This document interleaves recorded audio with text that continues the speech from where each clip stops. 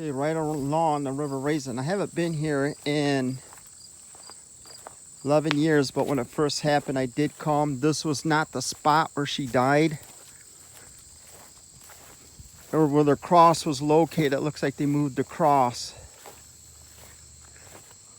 Let me make sure. Maybe this might have been the spot she died. 50. Rob, what's the latest?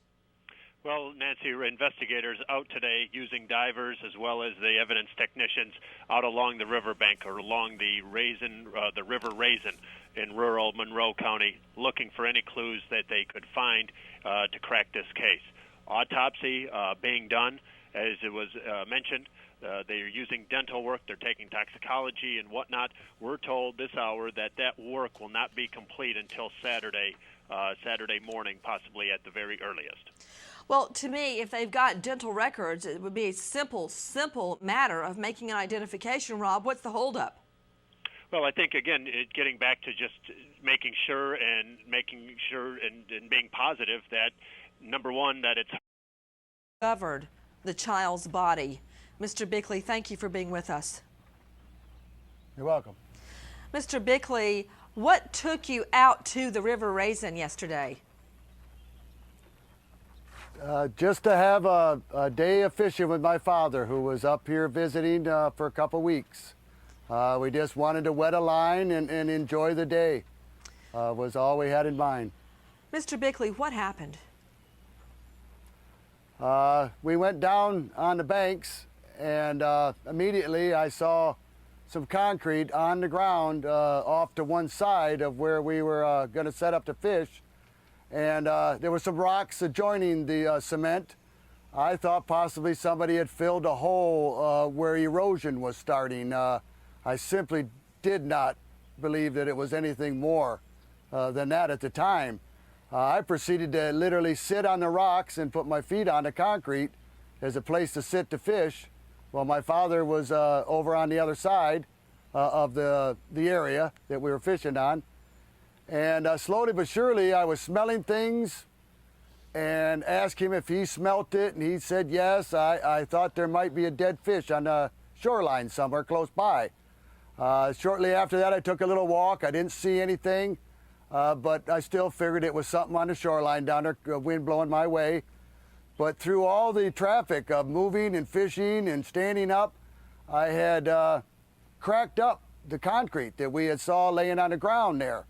And at one point, the flies just started getting terrible. And they were landing on me. I was shaking them off. And then I saw them landing on the ground, down where the concrete had cracked from me walking about.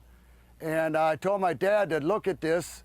Well, I pushed my foot onto the cracks, and it went down and came right back up as if there was some kind of pressure beneath the concrete. It must be some type of military. I then proceeded to scrape the little chunks that had cracked off with my toe, and that's when a small area of skin was visible to both myself and my father, and we immediately packed up our gear and moved to the top of the hill and called 911. Mr. Bickley, did you immediately recognize it as human skin? Another mausoleum. I knew that it was skin. Mausoleums. Yes, I knew it was skin, not an animal. It was on a dino. Okay, right along the River Raisin. I haven't been here in 11 years, but when it first happened, I did come. This was not the spot where she died,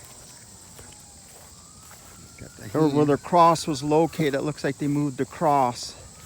Okay, 11 years back, I remember there was a, now I could be wrong about this, but there's a no trespassing sign that looks somewhat new. So I believe she was actually found down in there. But again, I could be wrong.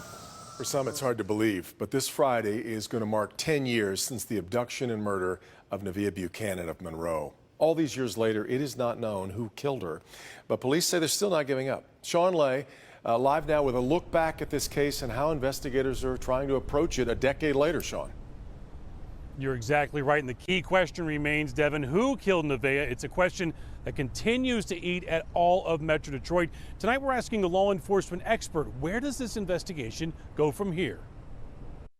You likely remember the name Nevaeh Buchanan, and you might have the same reaction that even veteran investigators have when learning that Friday is the 10-year anniversary of her abduction. The mother of little Nevaeh, Jennifer Buchanan. Miss Buchanan, thank you for being with us.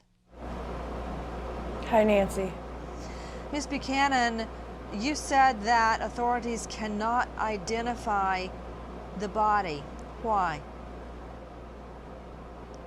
I'm assuming that she's too decomposed for anyone to...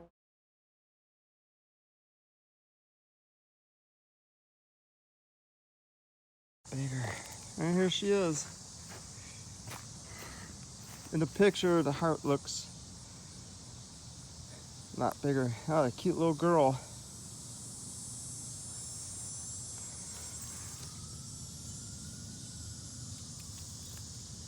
Yeah.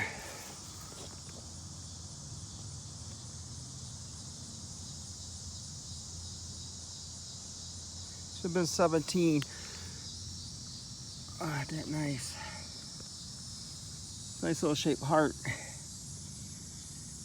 I would assume her mom goes there. But wow, I can't believe it's been 11 years. How time flies. The picture looked a lot bigger.